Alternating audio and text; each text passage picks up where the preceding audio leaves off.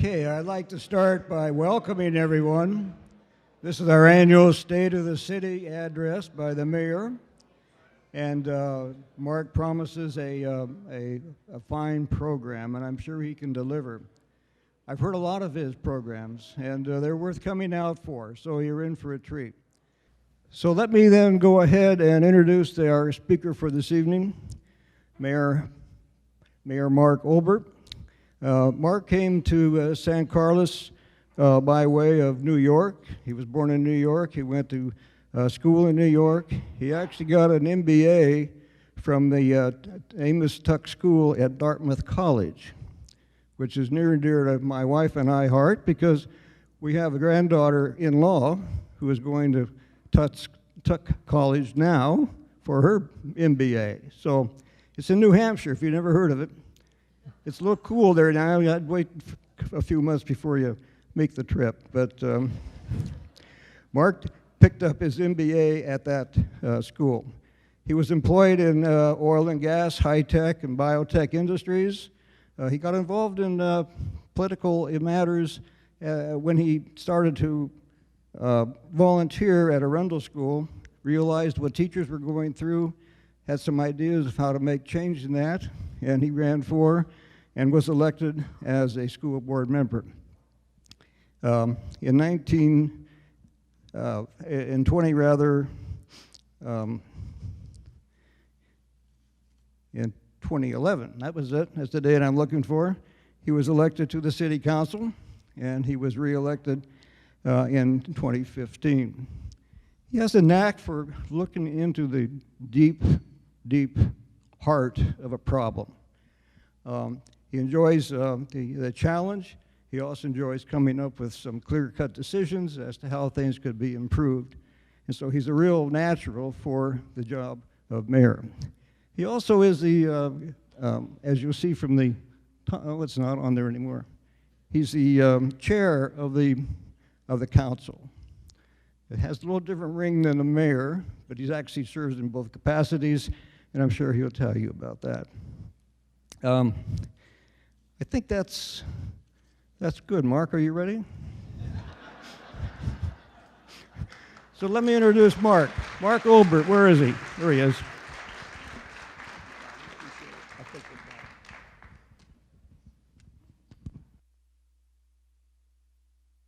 Can everybody hear me? Good, I guess I turned the switch on. Boy, with an introduction like that, I think I might as well say thank you very much, everybody, and good night. What I want to talk to you about tonight, I'll get to in a second, but what I want to start with is just thanking Devil's Canyon and the Garrett family for providing this facility here. It's a wonderful place for these kind of events.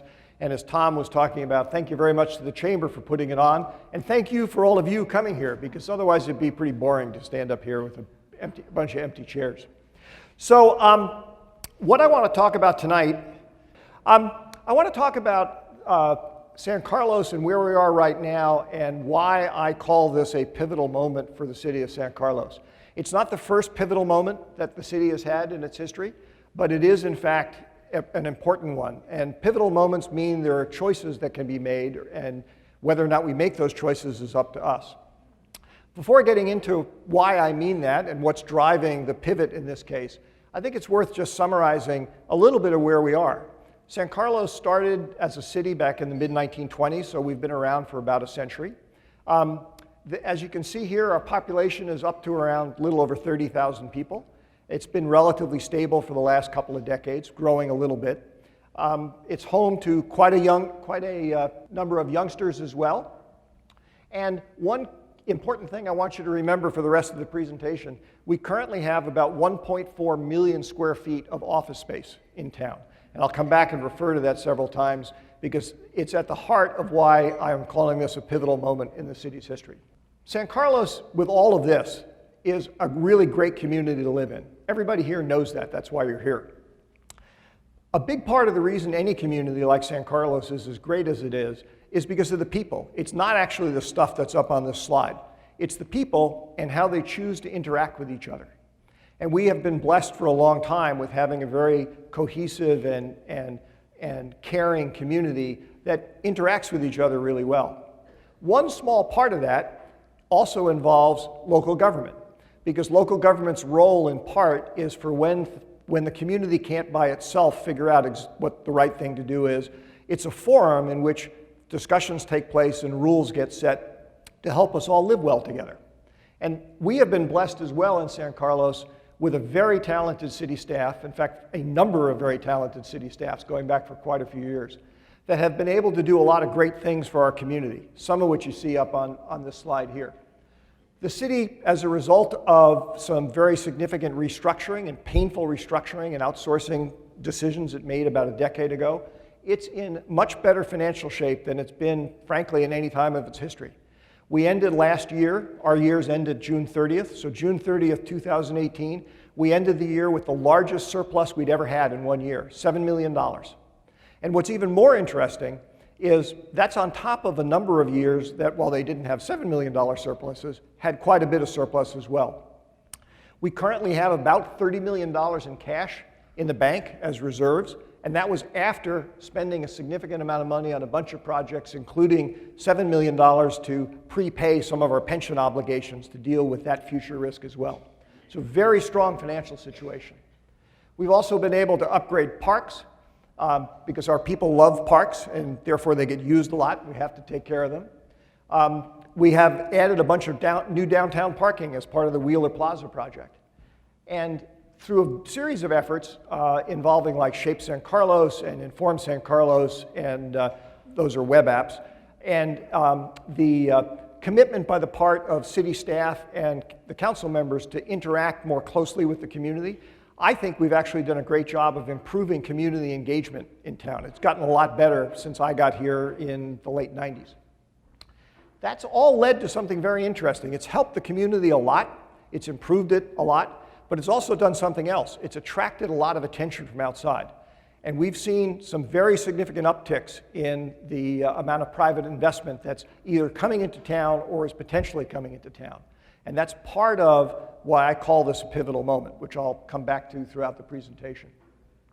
So let's go through quickly and talk about some of the major projects, not all of them by any means, but some of the major projects that either have been completed recently or are in the offing. I'm going to start with the Palo Alto Medical Foundation, PANF, which the first phase of which was completed in 2014.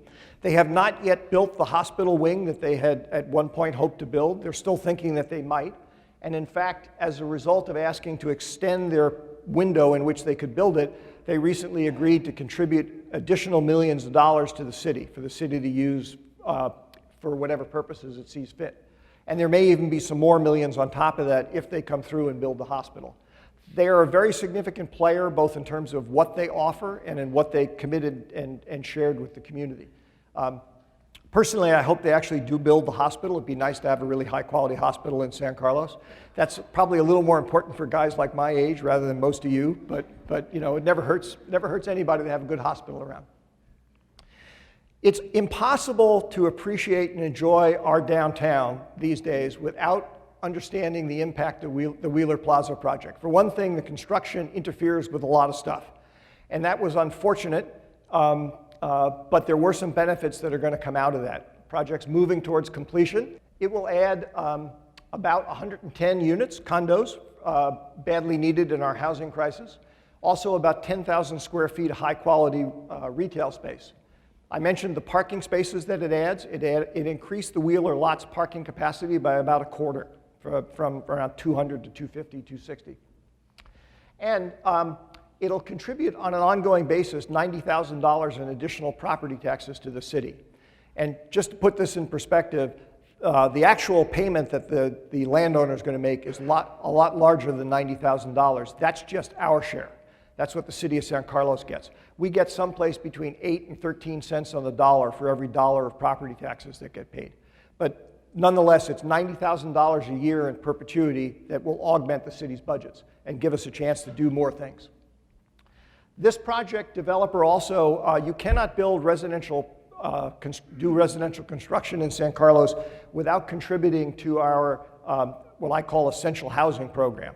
A typical name for that is often used as affordable housing. I like essential housing because affordable sort of focuses on the cost of the housing and what people are able to pay.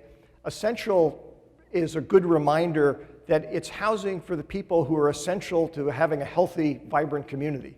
The teachers, the nurses, the waiters, the waitresses, the people who can't afford to buy $2 million houses.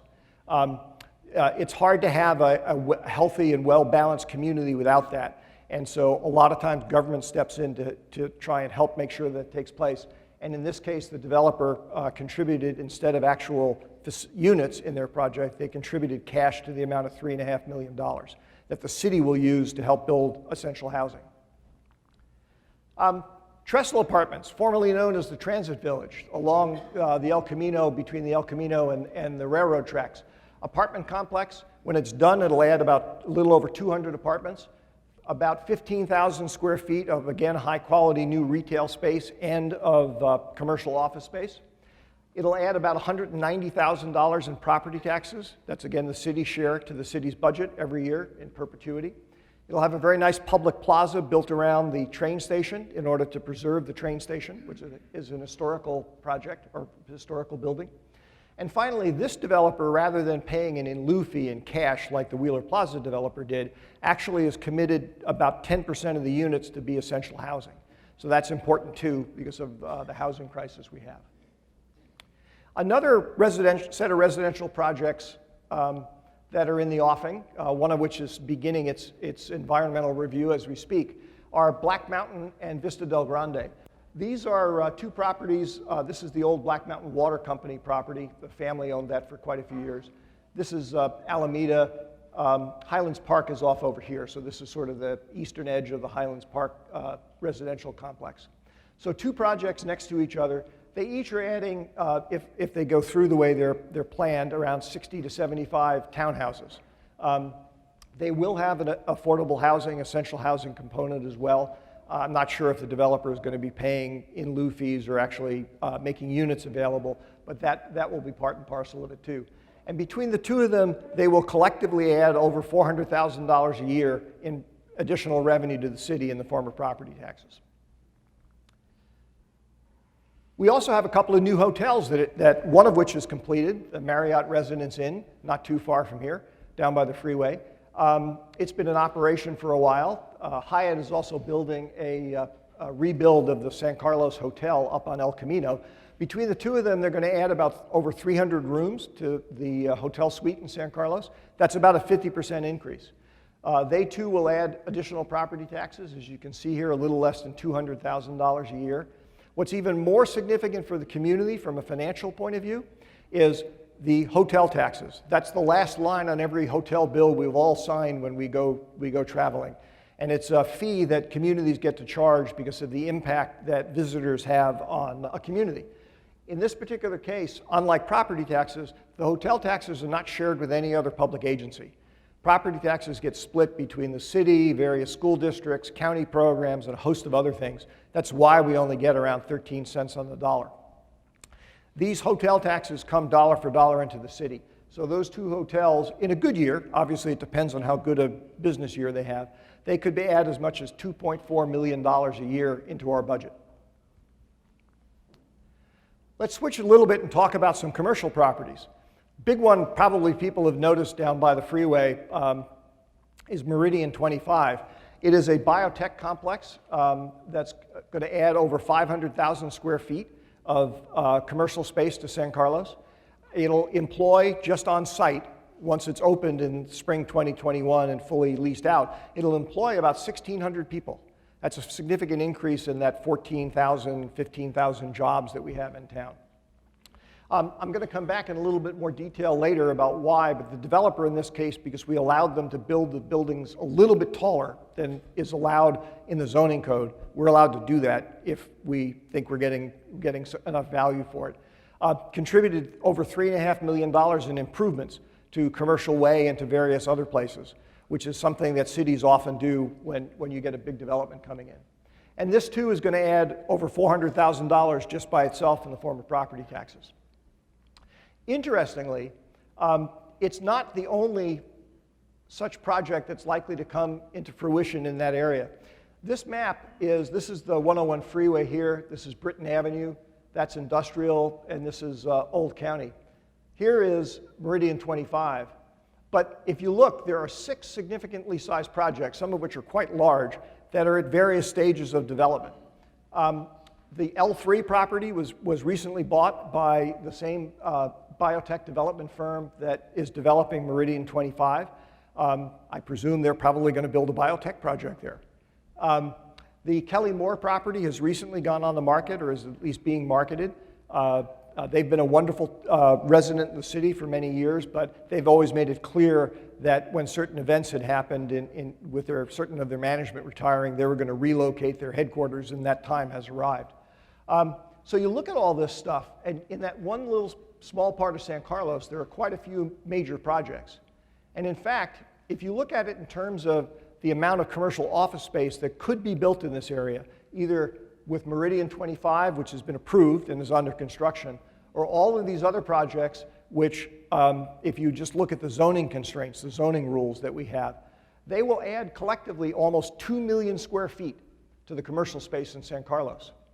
That's on top of the 1.4 million square feet that I've alluded to a couple of times tonight.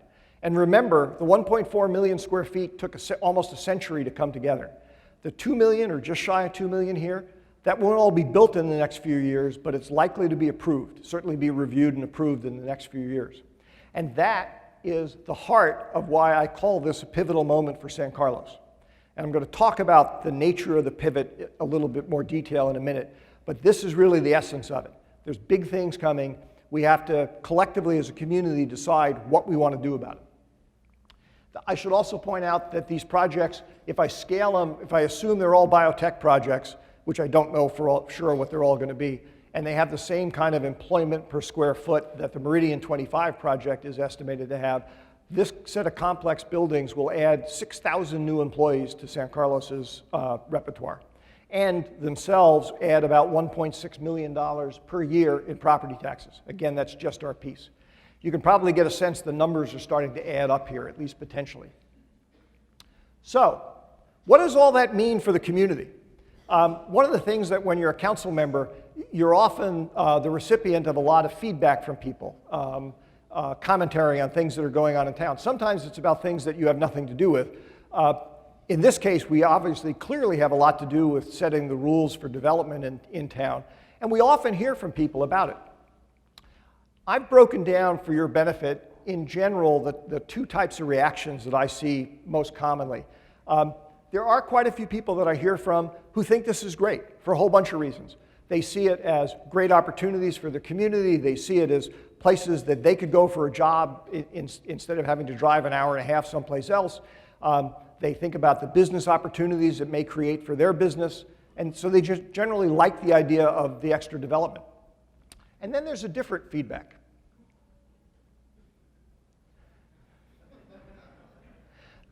I scaled these 2 things to represent roughly the proportion of the feedback we get. This is the much more common one. Now, in fairness, I want to make really clear, particularly if there's any of you in the audience who have felt this way, I don't take offense at people considering us idiots, meaning the council and city staff, for things that they see happening. I'll be honest with you, I actually was one of these people before I was on the council. You'd see things happening, you know, who possibly thought of that? That doesn't make any sense at all. The rest of my presentation, I'm hoping to share with you some of the things that I've learned about why things work the way they do and why it isn't really idiocy that's leading to the things happening. And most important of all, when you can get involved most effectively to try and affect what happens in the community, what happens for the future of San Carlos. That too is why this is a pivotal moment in our history. Before I get into that, I want to, because a lot of that is trying to share with you how councils tend to look at things. I want to share with you first the context that councils often deal with. And these things are built around San Carlos, but they're really pretty common for most of the city councils in the area here. First and foremost, one thing to remember is that while there are plenty of communities, Hillsborough and Atherton are 2 local examples, who don't have any kind of commercial sector at all. There's no retail or commercial business allowed in either Hillsborough or Atherton, at least as far as I know. They're all residential. While that's a valid way to build and structure a community, that's not what San Carlos is. And I've tried to indicate that here with this chart. The two parts of the pie, the ownership part are the revenues that come into the city. This is from last year. It's about $40 million in total. It's roughly split 50-50. Half of the revenue relates to what I call ownership stuff, property taxes. Property taxes are going to get paid whether there's a house on a piece of property or a building, or a business. Maybe different amounts, but there's going to be taxes like that paid regardless. What I'm calling activity are things related to commercial activity, business license fees, development fees, sales tax in large measure, all of those kinds of things. And as you can see, for San Carlos, half of our revenue comes from stuff associated with activity. And I'd submit to you that that is a big part of the reason why any council trying to do the right thing for San Carlos going forward has to pay attention to making sure we have a healthy commercial sector, because we need it. It's not just that it's good for, a lot of people like to have local jobs and stuff and have local business opportunities, but the community as a whole really needs it because we need the money. Half of this pie would barely pay for police and fire, would not pay for anything else. Parks and Rec, road repair, all that stuff would be out the window if we didn't have it. So keep that in mind as we go through the rest of it. The money stuff is a pretty significant issue about setting development policy. The other thing that I want to start bringing to your attention is, I think of as kind of the economic environment that San Carlos currently lives in and how it's changed actually in the last 20 or 30 years. So the way I'm going to start by doing that is, imagine you take the entire gross domestic product of the United States of America, 39, excuse me, I missed $10 billion, $19.39 billion. And you represent it by $51 bills. I picked 50 because when I did 100, it sort of covered up the whole map and you couldn't see it anymore. 4%, two of those $50, 4% of the entire gross domestic product of the richest country on earth comes from the 6 counties that surround San Francisco Bay. It's such a tiny, tiny spot of the map, and yet it's an enormous economic engine. In fact, it's so small, I actually had to enlarge this map quite a bit in order to get the animation to work right, because I kept targeting Monterey Bay by mistake when I was setting it up. It's just outstanding. It's just really amazing. If we zoom in a little bit more closely on that and just look at the Bay Area itself, there are about 12,500 counties in the United States, all told. 5 of the 6 counties surrounding San Francisco Bay are in the top 100, okay? Marin is a piker. They're only at number 305. Sorry, Brian, I know you're from Marin, but maybe you can lean on them to do a little bit better next time. And being number 305 is not bad. That means there's 12,200 counties doing less of an economic power contribution to the United States than you are. But look at that. 5 of the 6 counties are in the top 100. Santa Clara County is number 9. San Francisco is not too far behind at number 21. And San Mateo is doing a pretty good job pulling its weight at 43. That's just amazing when you think about it.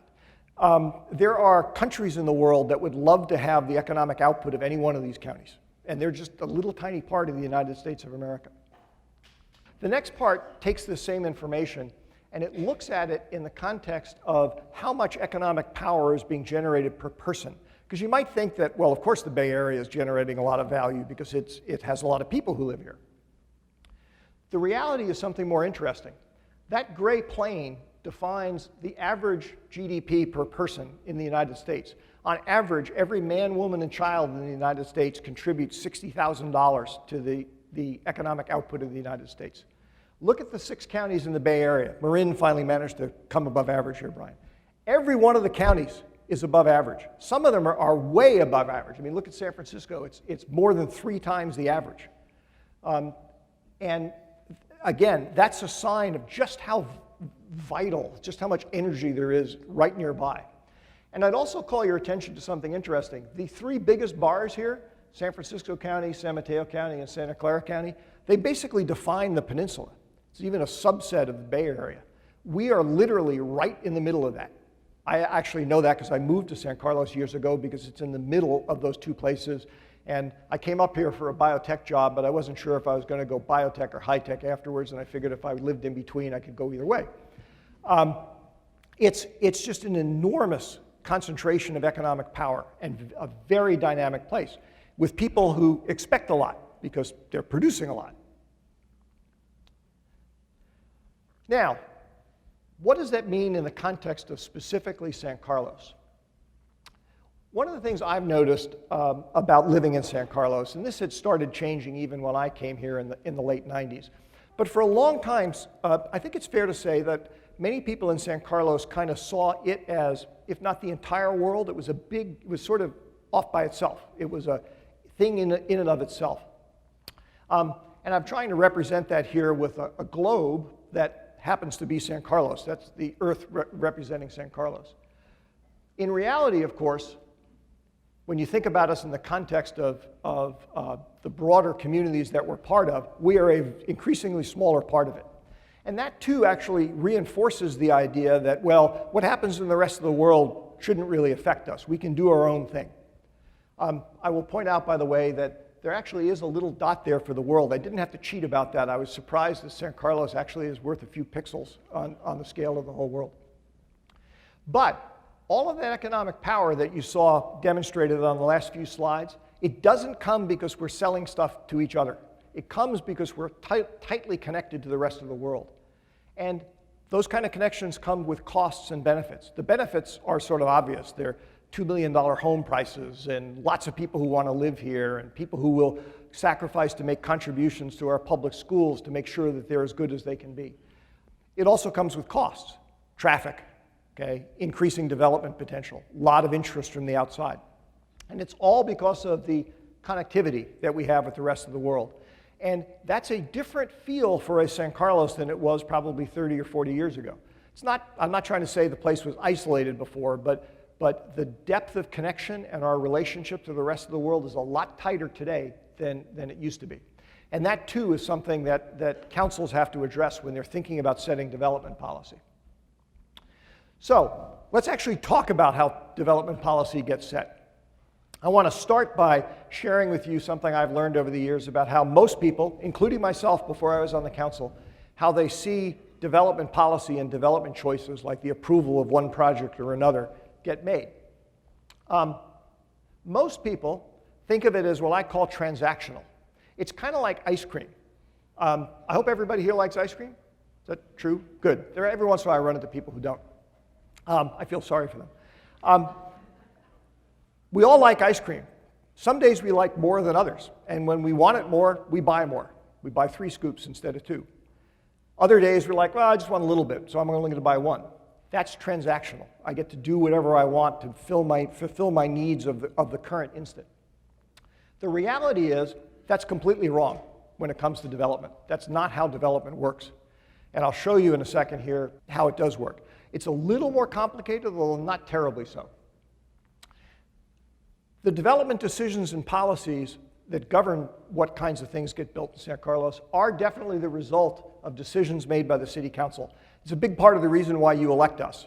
We call them land use decisions, and that also involves residential housing rules. But basically, you elect us to help guide the rules of what gets to be built where. It's important to remember, though, we are not, we're definitely not omnipotent. We're not all powerful. We operate within broader communities and broader governments. The federal government and the state government both impose restrictions on us in terms of what we're allowed or not allowed to do. But nonetheless, it is true that we make the local policy decisions at the council level. When we make those decisions, there are a large number of factors that council members consider. And I'm not trying to say that this is either the only, this is the complete list, or even that necessarily my colleagues share the same priorities that I do. Part of the reason you elect 5 of us instead of 1 of us is to get a broader view, a broader perspective on the world. But I still think these are, they certainly represent my priorities. They're things that I think are fairly commonly shared. Things like property rights. Property rights are very fundamental in our society. We can't casually mess around with them. And we also want to protect them because they are a source and part of all of that economic wealth and power and all the good things that we have.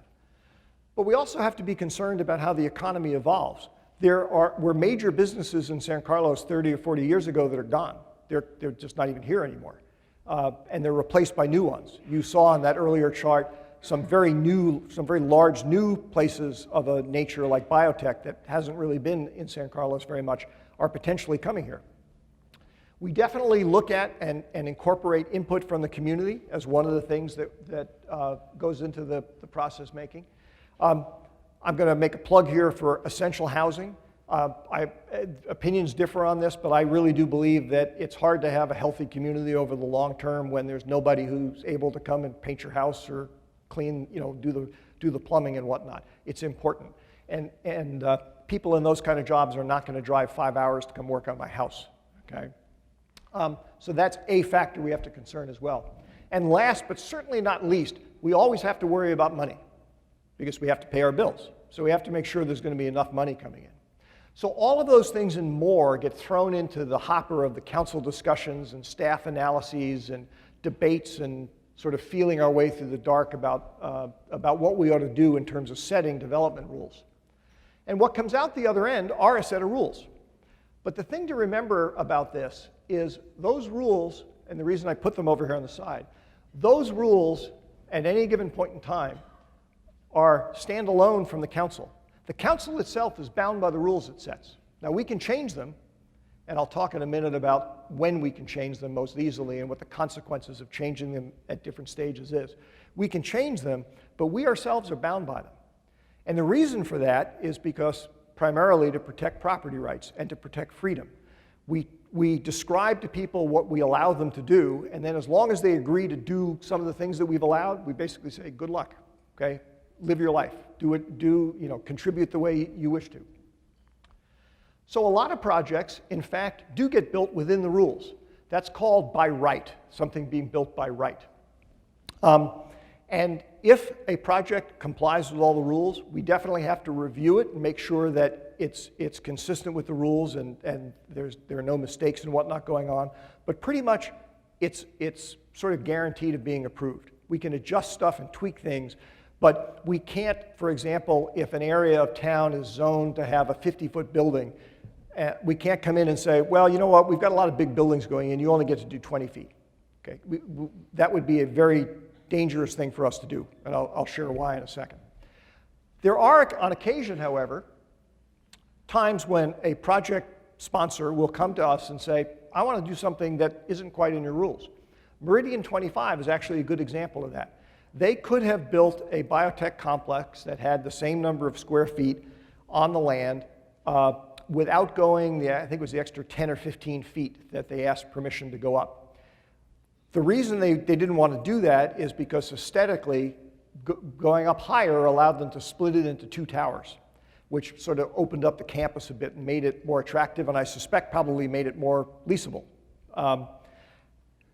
So we could have had a single smaller squat building or two somewhat larger buildings that went beyond our zoning code in terms of height.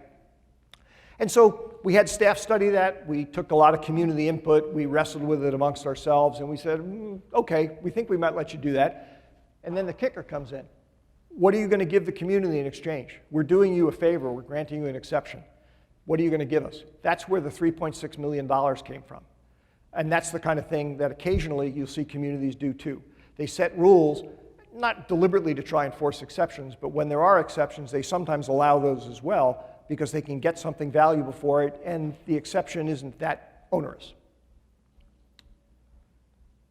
So, I mentioned that you can change things at various times, and I want to highlight sort of the relationship between time and change here. Any project, if you were to look at it over its history, it sort of goes through a bunch of different phases.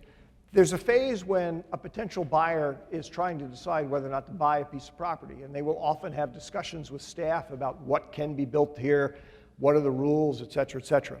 If it looks sufficiently attractive to them, they'll buy it. And then they begin discussions about, okay, what exactly can we build here? What are the alternatives?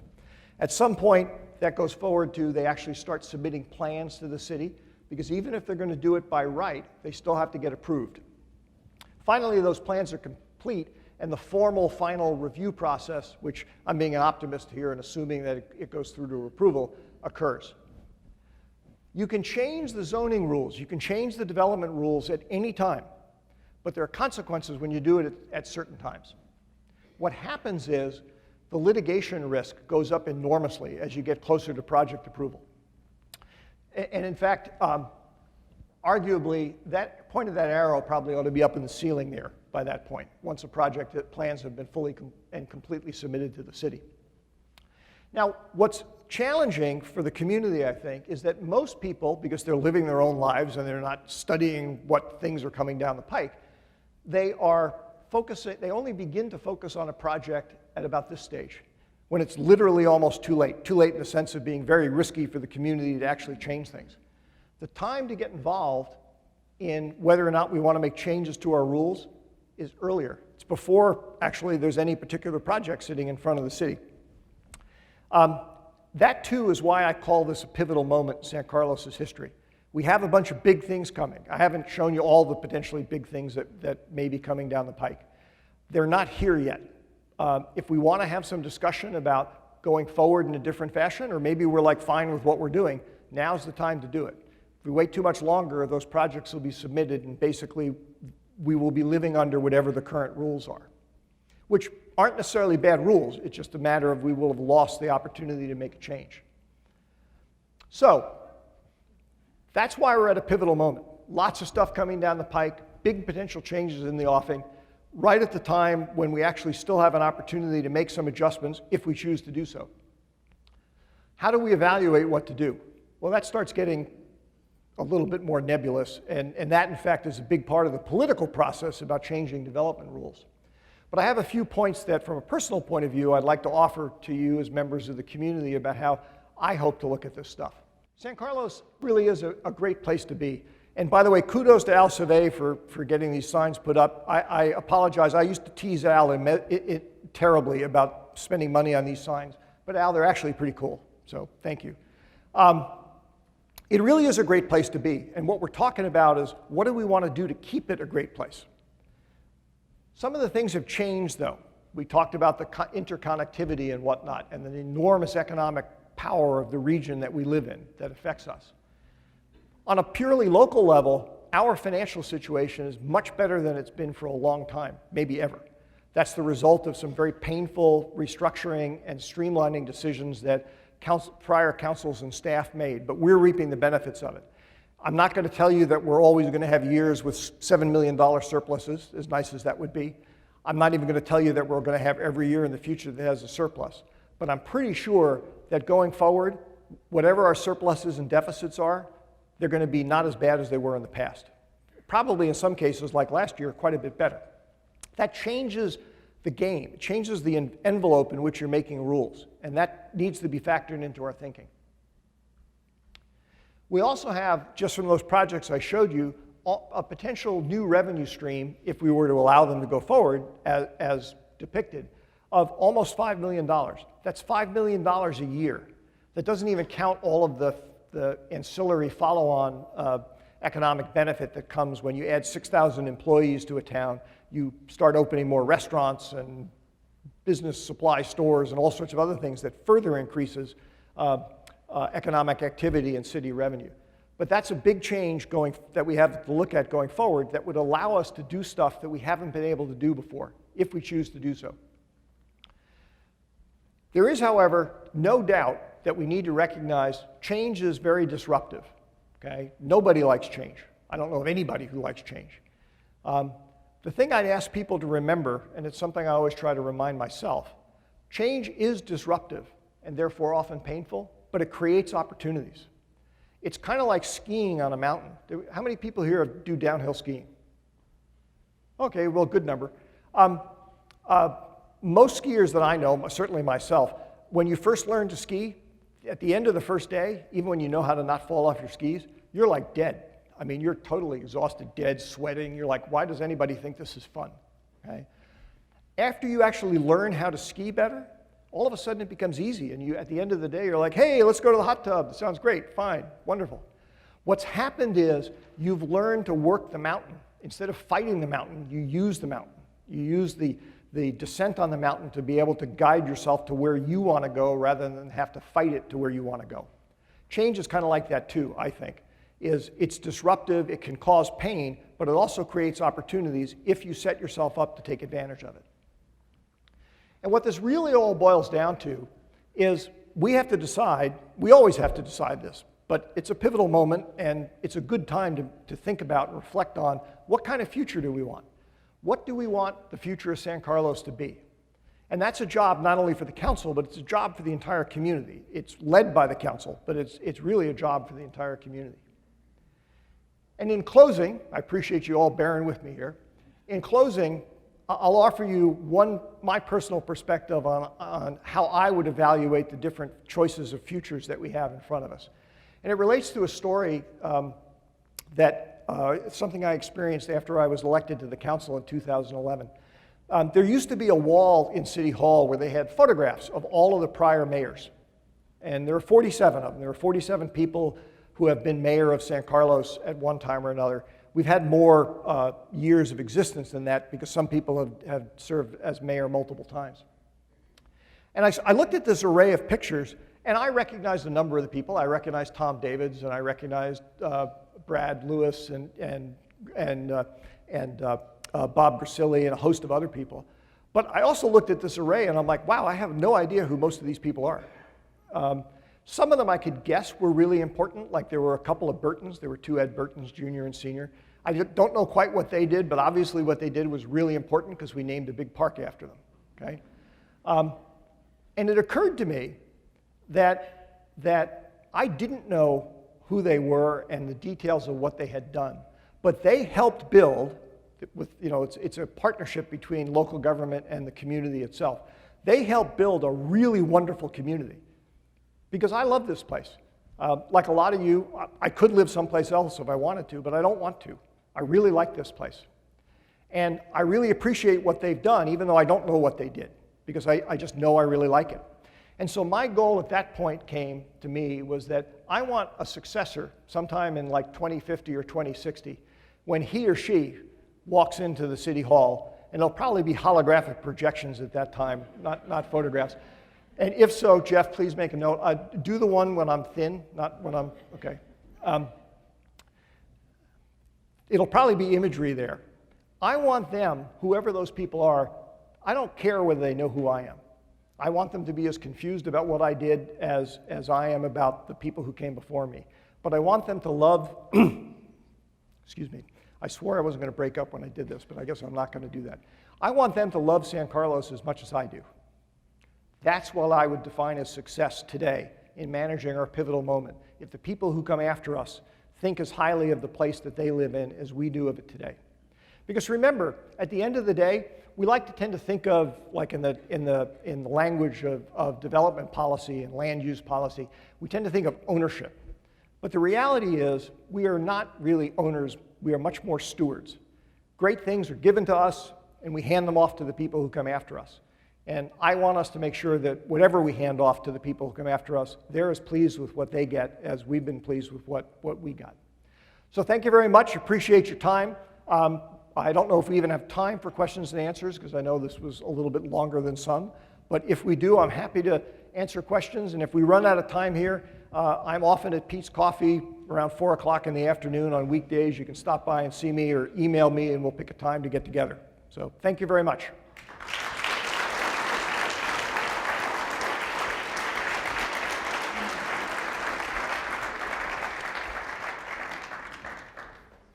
So do we have any questions, or did I put you all to sleep?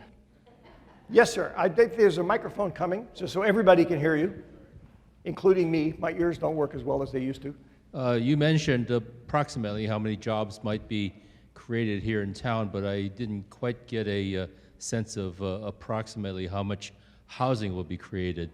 Because I'm thinking about, a few years ago, the city of Brisbane decided to finance to approve a project to build a lot of office space, but essentially zero housing, hoping that all those new employees will go live in some other places, like here maybe. Right. and that, of course, prompted the state to try and arrest the zoning authorities from many Bay Area cities, or maybe even the rest of California, I don't know. But I don't know, what's the general ratio, you think, about the anticipated, predicted employment versus the anticipated housing? That's an excellent question, and I didn't plant you there, but thank you for asking that question because I really wanted to make sure somebody brought it up. Question basically is, with all the new jobs that are potentially coming into San Carlos and other places, that's the result of commercial development. What about the housing for the people who are in those jobs? The sort of sad state of affairs is, at least if you look at it on the San Mateo County level, in a typical 5-year period, San Mateo County will add about 55,000 new jobs, which is a lot. I mean, we're way up there in the county rankings. In that same 5-year period, if we're lucky, we had 5,000 new places to live, okay? And you're laughing at that, and quite correctly. That's not a stable situation over the long term, okay? You can't run a region like that, okay? It'll eventually come apart at the seams. One of the things that happens is people have to live further and further away to find a place to live and then travel to the jobs. And one of the things that does is it ties up the freeway system enormously, okay? If you stop and think about it, if I'm in my car and I drive for an hour and a half to get to work, I'm occupying, say 2 car lengths of a freeway for an hour and a half.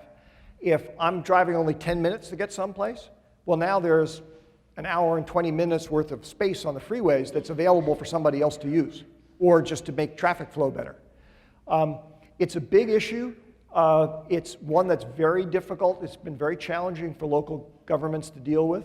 That's one of the reasons why you keep seeing efforts being made at the Sacramento level to basically force local governments to allow more housing, okay, or to give up on commercial development, if that's sort of be the other side of the equation.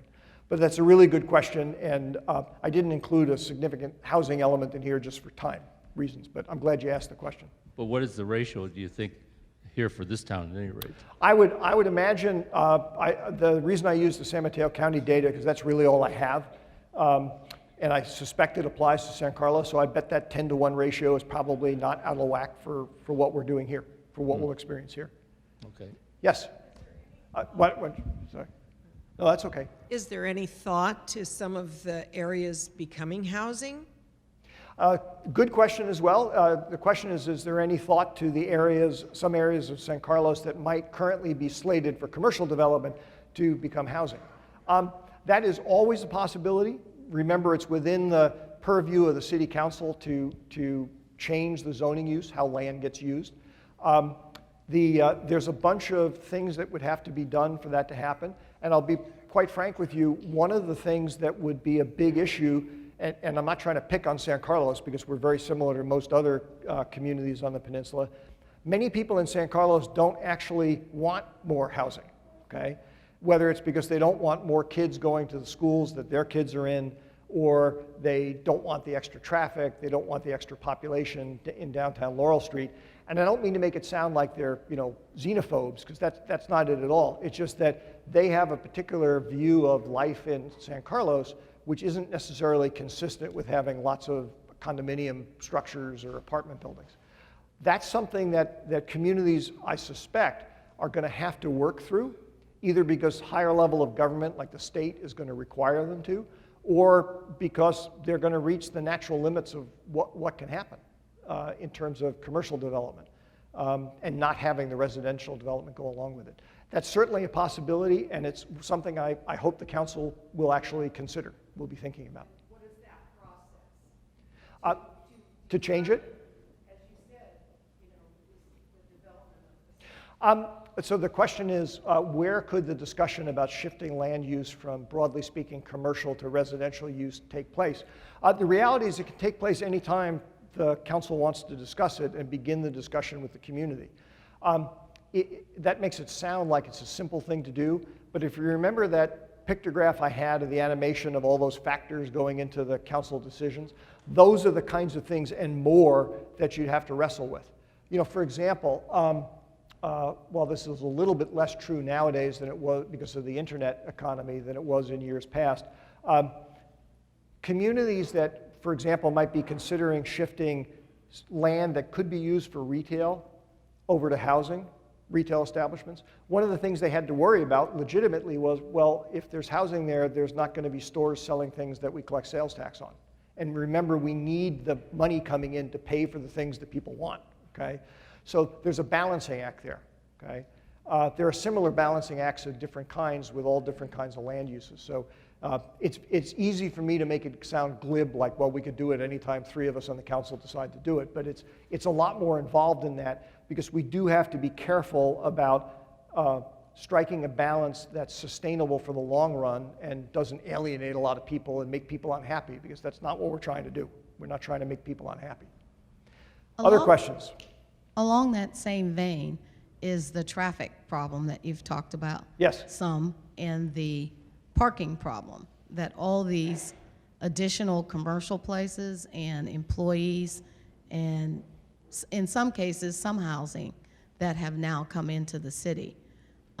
When do we see a point where that's taken into consideration?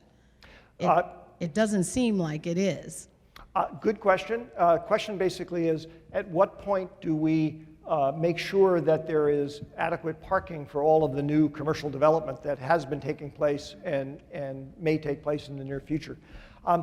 Part of our land use rules is we actually have fairly strict rules about if you're building even an apartment complex or a big biotech commercial site, it has to have a certain amount of parking. And that's done in terms of ratios in the commercial sense of how many parking spaces per square foot. The notion being that if you want to have a lot of employees there, they're going to take a lot of space, but then there have to be spaces for them to be able to park their cars on site. In other words, you as the property owner have to give up some of the space that you might otherwise build a building on in order to make sure the employees have a place to park. There's no question that additional commercial employment drives up or exacerbates parking problems, because, imagine people in that biotech hub that might develop in San Carlos, they might want to drive their cars over to Laurel Street and have lunch. Hardly be an unreasonable thing to happen. So you could see a bigger influx of cars coming into downtown.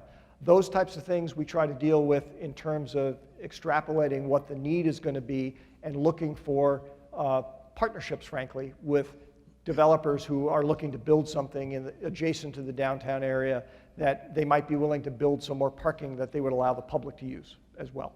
But it's a good question, and we do try to deal with that. So.